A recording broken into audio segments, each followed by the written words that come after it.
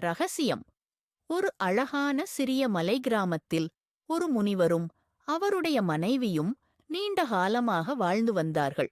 அவர்கள் இருவரும் காட்டில் பல நாட்களாக எதையோ தேடிக் கொண்டிருந்தனர்.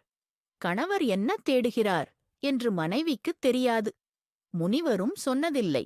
மனைவியின் வேலை அலைந்து திரிந்து வரும் கணவருக்கு உணவு சமைத்து வைப்பது, பரிமாறுவது, கை கால்கள் அமுக்குவது போன்ற பணிவிடைகள்தான். இப்படியே பல ஆண்டுகள் கழிந்து இருவருமே வயதாகிவிட்டனர். ஆனாலும் தேடுவதை நிறுத்தவில்லை.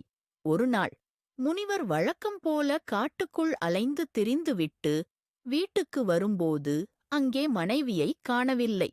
மாறாக இளம்பெண் ஒருத்தி நின்று கொண்டிருந்தாள். முனிவரை பார்த்ததும் அவரது காலில் விழுந்து வணங்கினாள். முனிவருக்கு ஒன்றும் புரியவில்லை. யாரம்மா நீ என்று கேட்டார். அதற்கு அந்த இளம்பெண், நான்தான் உங்கள் மனைவி என்றாள். முனிவருக்கு மிகவும் குழப்பம். என்ன நடந்தது என்று முனிவர் கேட்க மனைவி நடந்ததை சொல்ல ஆரம்பித்தாள். உங்களுக்காக நான் கூழ் காய்ச்சிக் கொண்டிருந்தேன். காய்ச்சிய கூழை கலக்கும் கரண்டி உடைந்துவிட்டது. அதனால் அங்கே கிடந்த ஒரு குச்சியை எடுத்து கலக்கினேன்.